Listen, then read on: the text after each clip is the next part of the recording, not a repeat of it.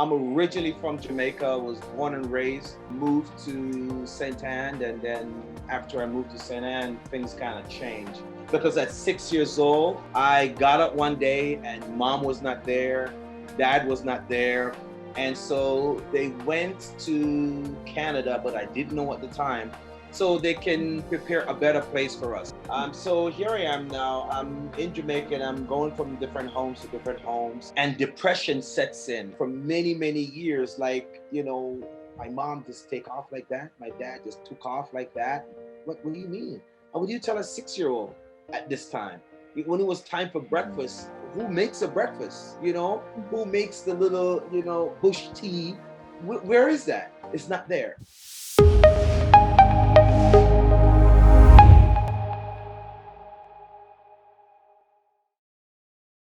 Welcome everyone to another episode of Meta Transitions. I am Tricia K. Williams, your host, and today we have with us Andrew E. Guy. Andrew, we are so excited to have you on our show. Please introduce yourself to our audience. All right, everyone, how are you doing? My name is Andrew E. Guy, obviously, host of the ALA podcast. Listening, I'm ready. And I am a work-life integration coach and consultant. And what my main mission in life is to help people to create their greatest impact where they live, where they work, and where they play. That's what I do. I'm a father of two amazing sons. I'm so blessed to be a father and to be playing that role. So happy Father's Day to all the fathers out there. And Trish, I am so glad. Thank you for the opportunity to be here today. Wonderful, wonderful. All right, Andrew, let's get right into it. Our first question: what Yes. is your story? Oh my goodness. I don't know if we have enough. Do you think we have enough time to talk about this? Because this is a lengthy one. But I will try to make sure it's succinct and to the point where we can get it from a social media perspective. People want things in bite size. But I'm originally from Jamaica. Was born and raised up there. I was born in Jubilee Hospital, like all Jamaicans seem like we're born there, and Mhm. moved to St. Anne. And then after I moved to St. Anne, things kind of changed. Things change in the sense where, from a parental perspective and from a child growing up perspective, it was is difficult because at 6 years old, how my story started. 6 years old, I got up one day and mom was not there, dad was not there, and so they went to Canada, but I didn't know at the time, so they can Mhm. prepare a better place for us. So they wanted to Yes. get some opportunities where they can take care of me and my siblings. There were like six of us, and so there Mhm. was massive pressure on mom to really provide. And so that was her goal, to go away to another country where she can, fend for her children. And so I was there for over 11 years, just living in different foster homes and so forth. Okay, all So right. Well, thank you for sharing that, Andrew. Like, getting deep down and dirty with us and telling yeah, us the I backstory of call your it deep life. and clean. A lot of people think the a lot of people think, though, Trish, when you talk about your background is a baggage. I Mhm. really don't think your background is the baggage. Your background really is the foundation that you now live to stand on in the present. And a lot of people shy away from it. A lot of people are ashamed of Mhm. it. But I'm working on a book right now. I can't even tell you the title of it because it's going to be amazing. And it's taking those things that you've been through that you're ashamed of, you don't want to share with anyone. But I know the Bible tells me that we're overcome by the words of our testimony. And if we haven't been somewhere, then we can't lead or coach or give people any kind of advice.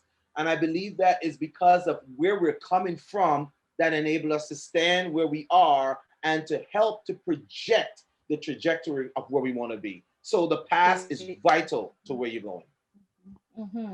I like that a lot. It sounds like one of my counseling sessions, Andrew.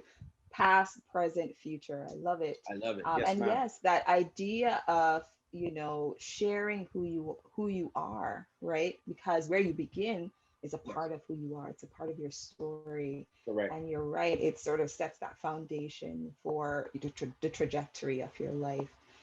So yes, definitely being proud of where you come from. and it being a part of your story. So tell us some more. Well, Well, how did you get to where you are now? I'm sure there are some well, stories in there. oh, there's tons of them.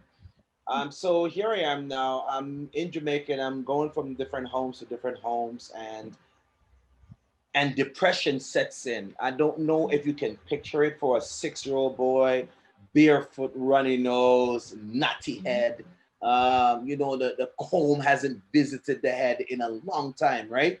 They Yeah. live on two opposite sides of the globe, if you understand what I'm saying, right? Yeah. Yeah. And so it was kind of like you get up in the morning and here you are, mom tuck you into bed and you get up in the morning and she's not there.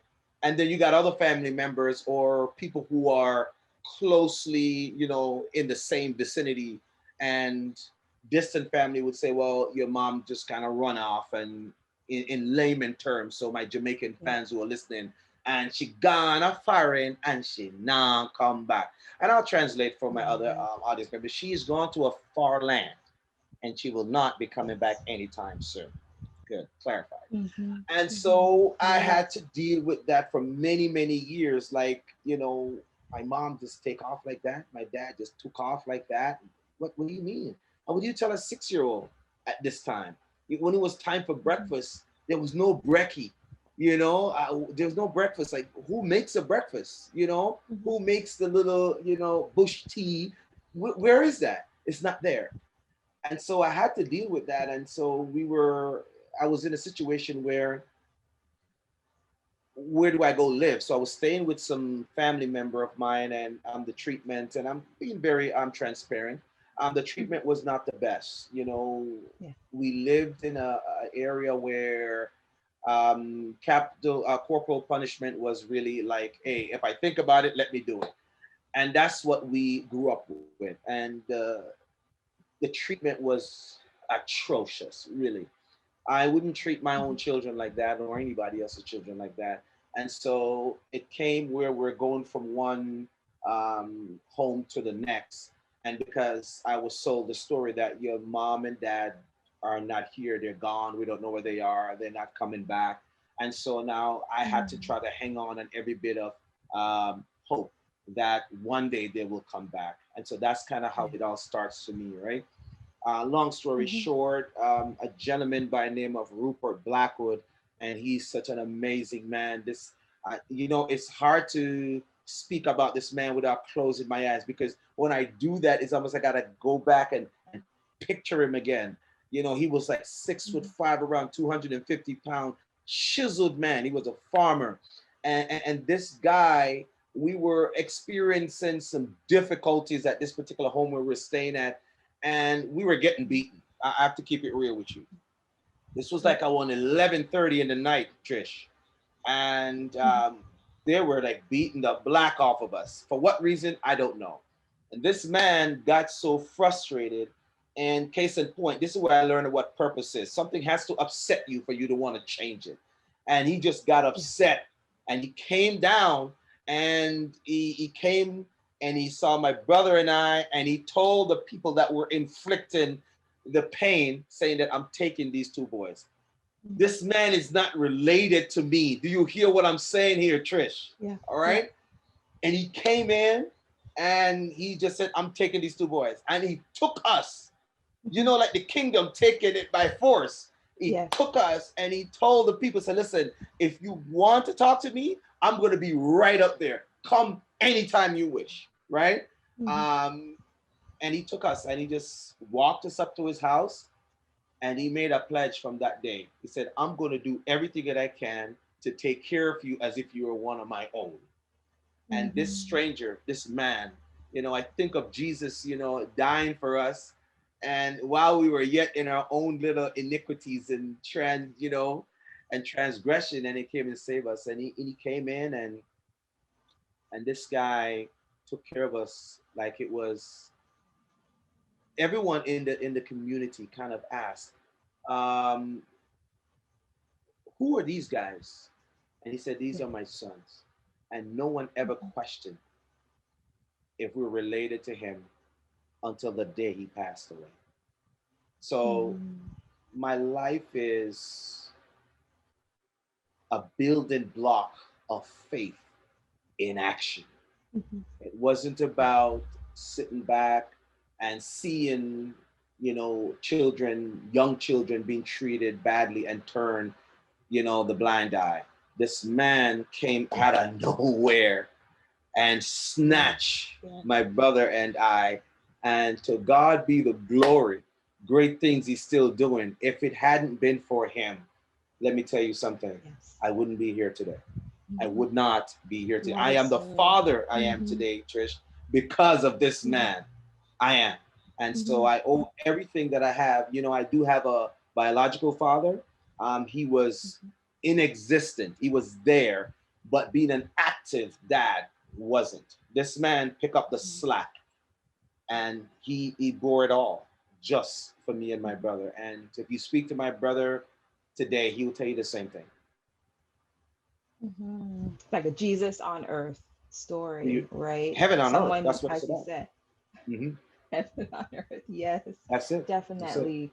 No, like I'm listening to your story, right? And I'm hearing abandonment, right? I'm Yes. hearing, that idea of feeling left, like as a 6-year-old, you and your Yes. brother, Yes. and then being abused, Hmm. really, right? Yes.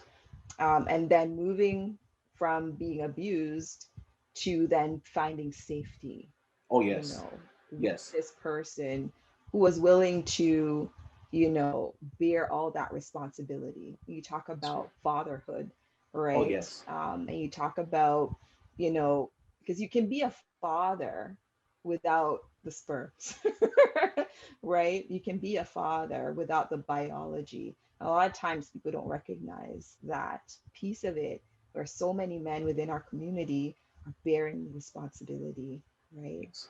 For so many children. And, so thankful for that man that did that for you Yes. and for your brother. And you're here today as a testimony of his sacrifice, That's great. and his willingness to do that for you. It's great. That's amazing. Mhm. So I wanted to continue on that because I want to now, because you're focusing on transition, right? And Mhm. transition is key. Transition is that bridge that connects the past to the now. And if we do Yes. decide to move forward, right? So the Yes. transition was key because here is another part, and this is coming up in that book that I can't tell you what the title is. Oh my gosh, when you get it, it's going to Sure. be amazing. And so the transitory period came about where, I got a chance to go to school and all this kind of stuff. And this man gets up at 4 o'clock, can I call it AM, every Mhm. morning. And this Mhm. gentleman used to walk us to church in the night. That's after he come home from what we call the bush, and he goes Mhm. and he gets in the kitchen and he cooks up some of that nice ackee and saltfish and dumpling and yam and I'm just keeping it real. he, Good he food. fed Some good us. food. So, yeah, you mean some Yes. really nice food, Yes. some good, strong, healthy food. And after that, he tell us to get ready, and he walk us to church. We're talking around 3 miles, 3 mile walk or more, one way. And he has Mhm. his trusty flashlight. It was a long flashlight, and I'm not sure where he get the batteries, if the batteries came out of heaven, but it was the brightest battery, I mean, brightest light I've ever seen. And Yeah. he, along with my brother and his two sons, because we just lived together, right? And can I Mhm. tell you something? It was in like it's a two apartment house. There's only two room in the house, Yeah. and he had at the time that we're living there two other sons that were living there, and he was there. So I, along with my brother and his two sons, live in this sort of two apartment place. It's like two little small rooms, and he made it work. We never fought Yes. for anything because of what he stood Mhm. for. He set the groundwork, and it wasn't one of those guys who was just trying to play the role of a father. That was him. Yes. Yes. Everything that he does says, hey, I'm here to protect you. Nobody else is going to mess with you. So anyway, we would go to church and he would walk, and then we would go to church and we learn about, God and the Bible and stuff like that. And then right after church, Booby was standing in the back of the church.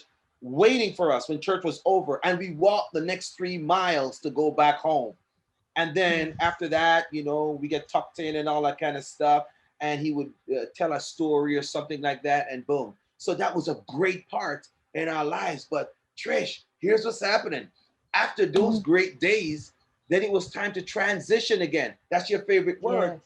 We Yes. transitioned into this other place where, oh my goodness, I went to school 1 day a week. Mhm. I completely forgot how to read and put sentences together.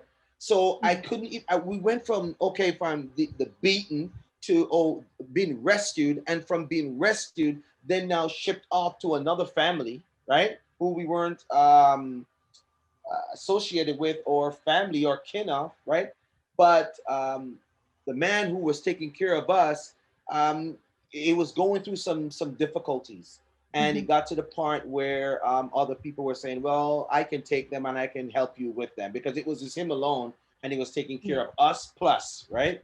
And Mhm. Mhm. so he did all he could for the time that he had, and then we were shipped off to another group family, and that was like about an 8 mile walk, and we had to walk that mile to get to that other place. When we get Okay. there, it looked good at first, but then it was really, really tough. Mhm. Again, the abuse started up again. Mhm. Just didn't get to go to school. I used to cry to go to school. I couldn't read even when I was at age 12, 13, 14. Just Mhm. couldn't put things together. Didn't get that formal education. And so I remember Trish just sitting down like sometime 1 o'clock, 2 o'clock in the morning, a.m., and just praying to God. I say, God, is mom gonna come back? Mhm. Because my mom is a huge dreamer. She used to sit underneath a pimento tree and look up on a Mhm. mountain and quote this one scripture. I look onto the hills from whence cometh my help coming from the Lord who will make the heavens and earth. And one day, Yes. she would say these things. I was like 6. I'm like, what you talking about, Willis? You know what I'm saying? Yes. And but what she was saying without telling me is that one day I'm gonna go Mhm. away. I'm gonna find a place. I'm gonna come back. It's almost so Jesus related. All of this. I'm Mhm. gonna go. I'm gonna find a place, and I'm gonna come back. And where I am, you will be also, right? Yeah. Yeah. And all of this time, she was planning this. I didn't know how it was gonna work out. But then when we had this other lady now, and we were just getting a lot of abuse and beaten and all this kind of stuff. And I don't know if it was just part of what I was supposed to go through, Mhm. but when I go and I'm asked to speak at schools to students now and stuff like that for mental wellness and so forth, um, I tell them, I say, this is my story, but here's a crazy part of my story that was happening to a lot of youth right now. They're Mhm. turning the lights out. So what do you mean by that, Andrew? They're calling Mhm. it quits. They're pulling the plug. They're taking their lives. The Yeah. abuse got so intense, Trish, that and back in Jamaica, you didn't have the stove and all this stuff if you're in country, right? It's just Mhm. firewood. So we Yes. carry the firewood for miles to make the fire so we can cook whatever we have to cook, and water for miles. I'm talking like 3, 4 miles. We're walking with a bucket of water on our heads, right? Mhm. This is Mhm. the real deal. And so there are times when it got so bad, the abuse plus the beating plus missing mom and no parent, and they're telling you uh, we don't know where she is. She's not coming back. I'm like, what are you talking about? How do you do that to a person? Yeah. Massive Yeah. traumatization. But there was something in me let me know that mom was going to come back. I just believed it, Mhm. and I took it You and still I had the ran faith. with it. Oh, do you Yes, hear you what I'm had saying? faith that mom was gonna come back because she She told you had that to. when Yes. she was here. Mhm. And Trish, so here I am. We were looking. I was looking firewood at one time, and it's just like this negative voice in my head just playing back over and over again. She's not coming back. She's not coming back. And Trish, I'm up on this mountain, and Jamaica has, it's wood and water, right? Mhm. But they Mhm. didn't tell you that there was rocks too, and the rocks are sharp, Yeah. and they Yes. didn't tell you that the rocks do speak for those who are listening. The rocks will talk, and I'm gonna explain what I mean by that. I was doing a talk in Jacksonville, Florida. Thousands of kids were there, and I was talking to them about going out on the edge and bringing themselves back. When they're out there, they need to have something that brings them back. And sometimes they're not able to do it by themselves. It's the grace of God that brings them back. And Trish, my story, I'm there, and there was a time where my tank was empty. I'm talking, all hope was gone. I was on zero. So you're looking at the Andrew E. guy today that's talking to thousands of people, motivating people, writing books. This is not the guy. I had to go through some stuff to get here. And I'm there at the edge of the mountain. I'm taking baby steps and I'm walking towards the stuff and I'm looking over and the rocks look up at me and says, jump. Mm. Yeah, jump. And I'm telling you, I looked down at the rocks. I heard them clearly as I'm talking to you. Yeah. And I really wanted to do it. And as I started stepping back, stepping forward, and I'm that's all I got. Why should I even go home? If I go home, I'm gonna get a beating anyhow, and it's gonna be one that's I may live to regret. And it wasn't your type of flogging for correction. It was one of those like, if you make it out of that beating, wow, you know God was on your side. Mm-hmm. And I'm telling you, like days, you couldn't even sit down for days because of this stuff. And I'm there, and I knew what was gonna happen and the purpose for this is I couldn't find the wood, Trish. I was looking for about a couple hours and I couldn't find dry wood to bring back to make this fire, to make the dinner. And I was late, and I know I was late. And I'm there now, tears coming down my face. I know what was gonna happen. I was late. I couldn't find the wood.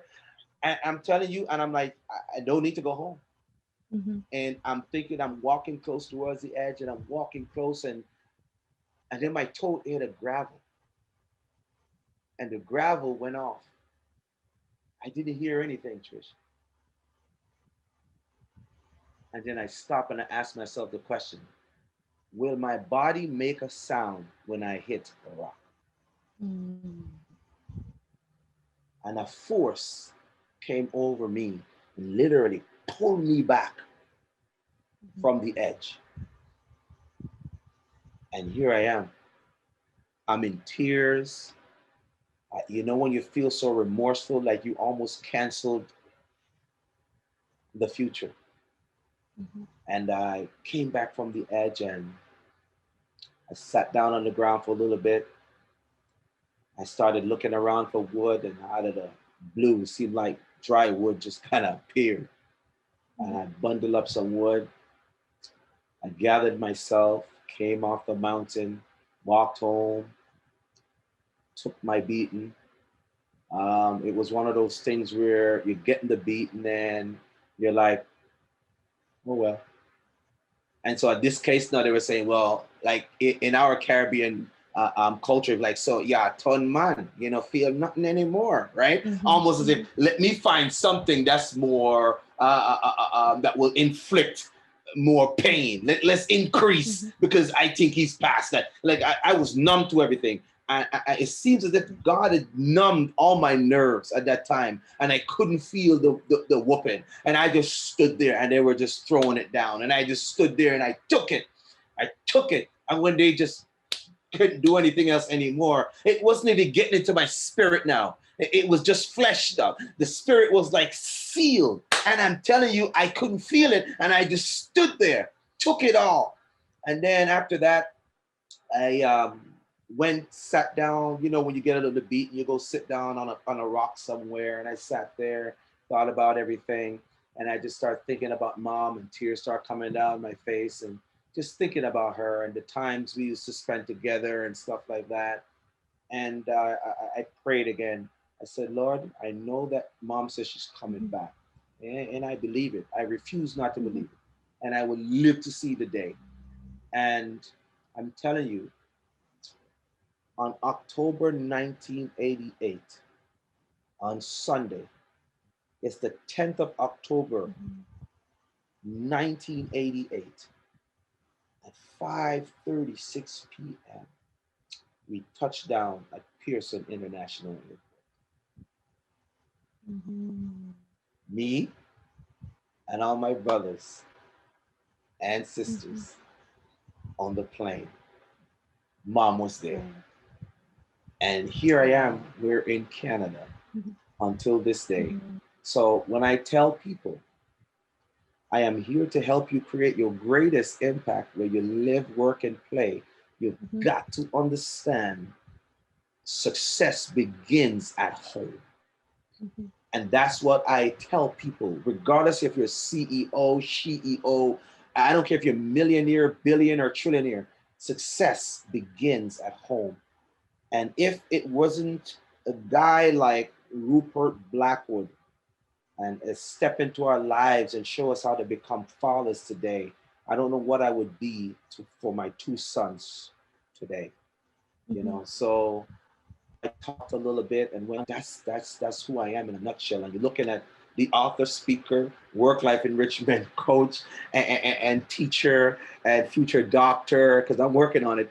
This you're looking at this right now Yeah. because God's hand was on me to get me through those transitory movements or moment or points in my life to get me. Okay, so I'm hearing two specific, transformational moments in your Yes. story. And I'm sure there's lots more, but I'm just picking out two, right? So when this man, scooped you up, right? So this is a physical removal from, that issue that you were going through. You and your brother at 6 years old, and sort of brings you into a loving, safe space, right? And we know it's a tough situation again financially in Jamaica, based on what you're describing. You had to be shipped off to another family, right? And in that family, you were inflicted with more pain. And I can Yes. understand that sense of helplessness and hopelessness Mm-hmm. that set in, with you on that mountain, right? And you're talking about a mountaintop experience where Yes. not you weren't physically removed this time, you're spiritually removed Yes. at that Yes. point. Because I think what I'm hearing on that mountain, you're at a place where you wanted to jump, and a lot of people are Oh at that yes. place where they Mm-hmm. want to jump, and it sounds like you got that foundational spiritual experience where it sounds like something spoke to you on that Oh yes. mountain Oh that yes. was able to pull you back and, in a sense hardened your heart or hardened your body in a sense to the abuse that was happening to you. And a lot of times people don't recognize that, acknowledging or recognizing the survival. I think that survival piece where you had to harden yourself, you had to become apathetic, you had to become numb to your experience in order to survive. And, what also set in was that sense of faith that I'm hearing from you, where you decided at that moment after you got those licks that you were going to have faith. You were going to trust that mom was going to come back. And it sounds like that faith carried you through until that October day when she came through with her promise and you landed in Canada with your siblings. And I can't imagine the joy and celebration that Oh happened my that goodness. day. Oh man, do you hear me? Trish, I will go out on the limb. I'll not only go out on the limb, I'll swing on the limb. And I'll tell you, Yes. when we were coming up on the airplane, listen, this was my first time on the what we call the Iron Bird, right? I'm on the Yes. plane right now. And when you put your hand up, you stick your hand up, if you want a snack or something like that. Yes. For the hostess to come. Let me tell you something. Every minute my hand was up, that hostess must have been so teed off. Do you hear what I'm saying? It's like, you see the look coming over, and then when she gets over to me, and she's like, oh, how can I help you? Like, more peanut, please. Sodium chloride. It seemed like sodium it was just coming out of my skin when Yes. I came up here. I ate so much peanuts because I was like, I've never had peanuts like this before. This is amazing. Oh my goodness. But I was sitting there and I remember looking over at my brother and we just didn't know what to do with ourselves. Like a lot of times I was pinching myself and I'm just like, please tell me I'm not dreaming. Tell me this is not a Mhm. dream. I'm gonna wake up tomorrow. No. I pinch it. It's like, bro, you have to pinch me, bread. Pinch me, brethren. Pinch me. Like this is happening. And I'm telling you, there's a part in our lives when the things that we dream about, if we just hold on, because a lot of times many of us don't make it because the things or the substances that we think about, we don't hold that picture long enough to allow it to become our reality. And Mm. so doubt cancels the formation. And if we look at it from a fetus perspective, the creation of a child was thought about. A lot of times, yes, some people say, oh, it happened by accident. But a person has to really think about, hey, I want to have a child. And some people physically go about try to purposefully have a child. But a lot of times people have this picture of becoming this parent. And from that, then they come together and then the seed is planted. But Mhm. that formation of that child developed inside that womb is all the dreams and all the things that we have in our heads of what we want to become. And I want to encourage your audience, impress upon them the importance of not just having a thought, Mhm.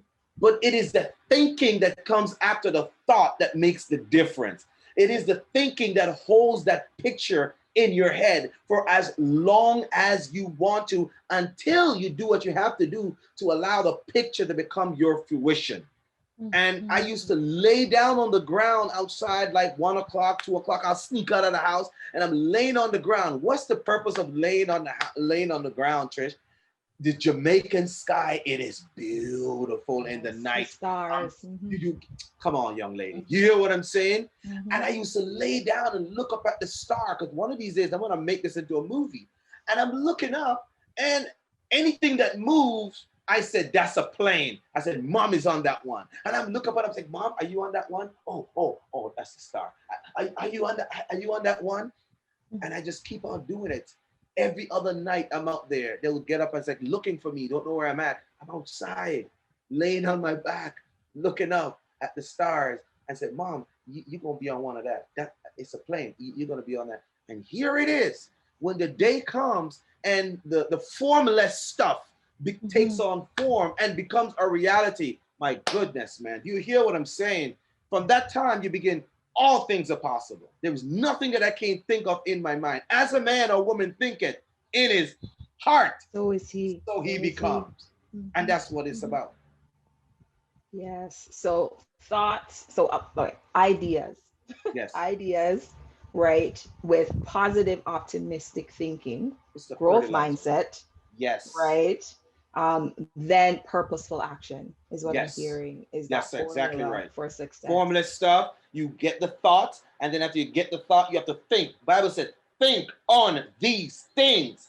And then he says, what? What are you supposed to think about? Like, what do I think about? Whatsoever things are, and he tells you, trustworthy, worth praise, that are good. These are the things that you think about. And if you think on these things for such a long time, you become those things. Yes. And as a man thinketh, not in his heart, because this is a four-chambered pump.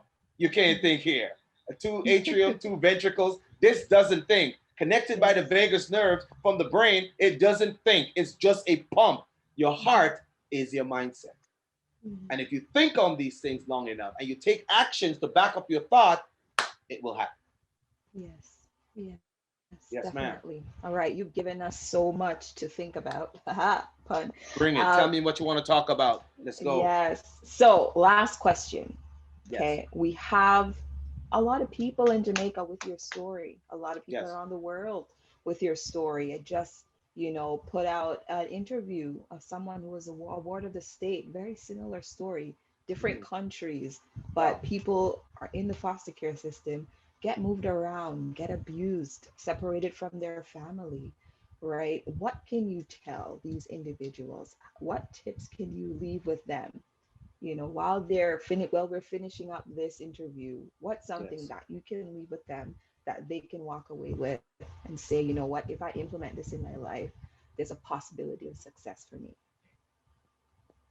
Before you get to success, before you get to success, because I want to kind of detach your thinking from societal oppression. Societal oppression is what they tell you success looks like. You go on Instagram, everyone is taking a picture before a private jet or some new car, or you bling in, whatever the case may be. But I call it the Instagramification, right? Wherein people think this is where their life is. It's not. Most of these guys don't live like that. So I'm going to bring you into the reality right now. Whatever you spend your time thinking about, it is what you will become. So that's number one. Whatever you spend, remember, time is a currency. So whatever you spend your time thinking about, you will buy, or that's what you will become. So time spent, you're buying things with your time, mentally speaking. So number one, be careful, be full of care about what you think about. Does that make sense? So now the next part, you're in the foster home. It wasn't your fault that you're in there.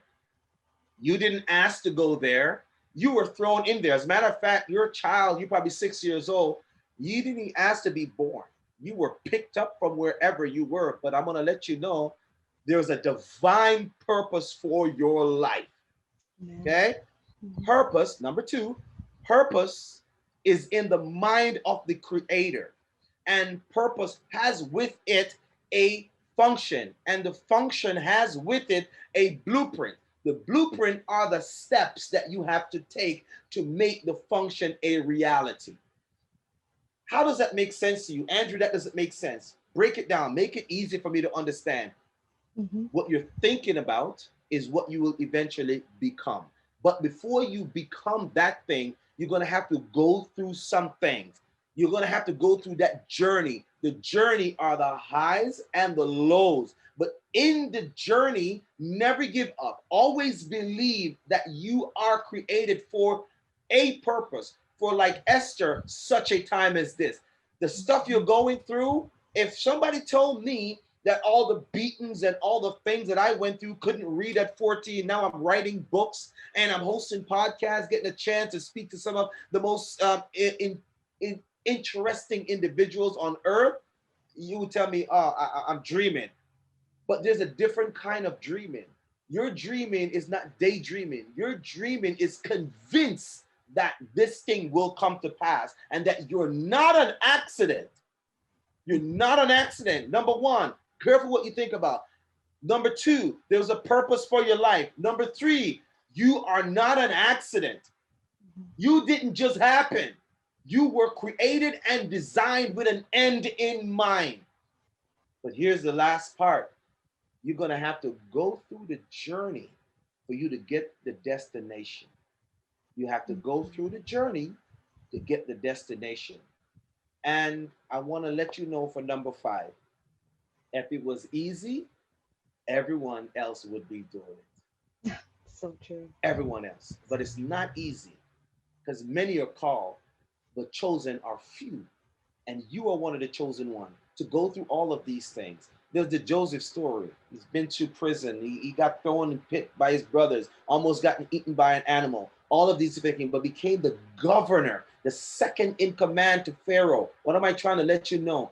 You are getting ready for greatness. Greatness is inside of you. And your goal is to create the greatest impact in your area of expertise by using all the stuff that you've been through that shape you to become the diamond in the rough that shines so the world can see a better person that they've never seen before. And lastly, you're just like a fingerprint.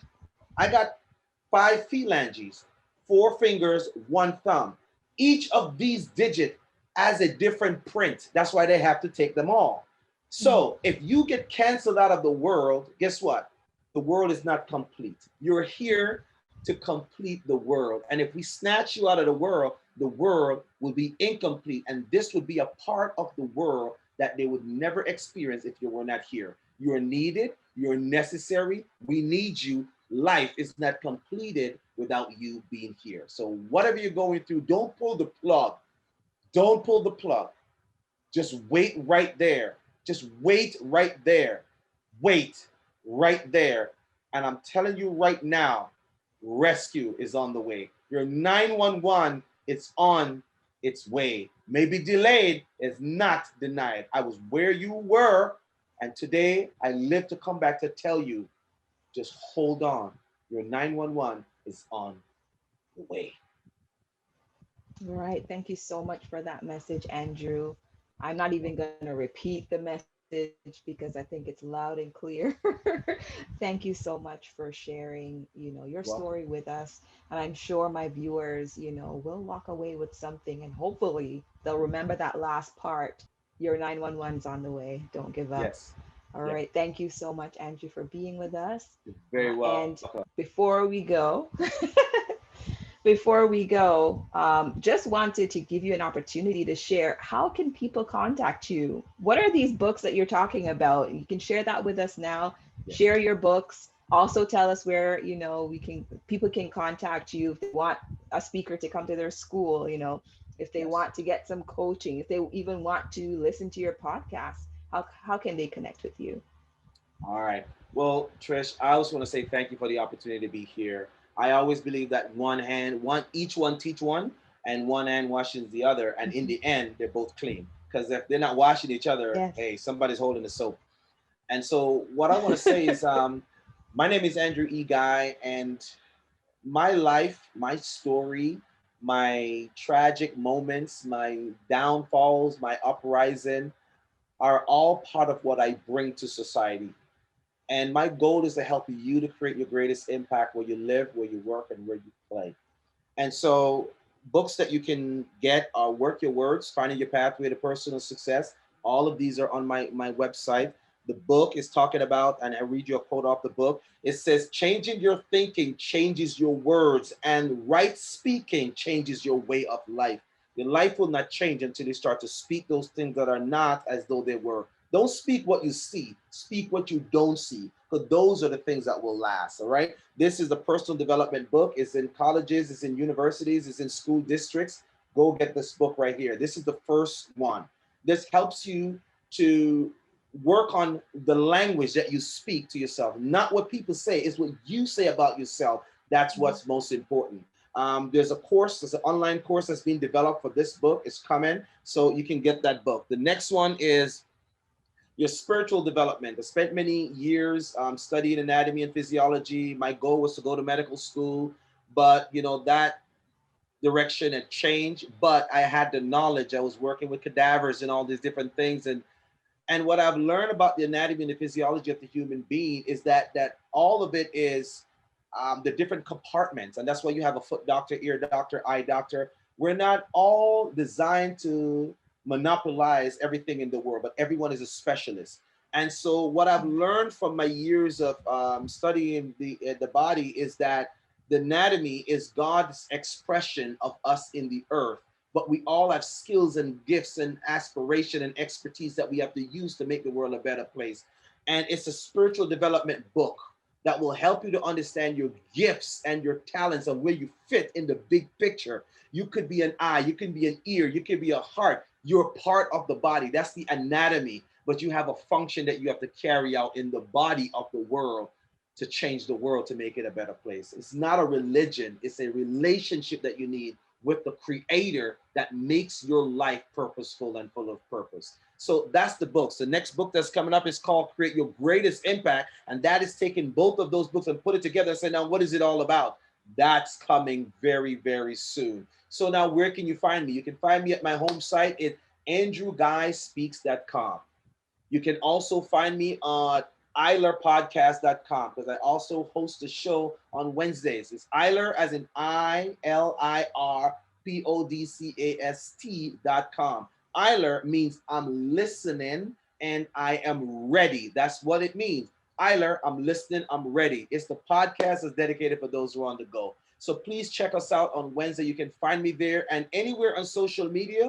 You can find me at Andrew Guy Speaks. The only place I'm different is on Facebook is Andrew E. Guy Speaks. So what do I bring to you? I also give personal development coaching for if you're an executive, if you're a CEO, these are the people that are under immense stress that they don't get to talk about what they're going through. So I do personal development coaching for those individuals. I have doctors and surgeons as part of the coaching package that I am actually dealing with right now.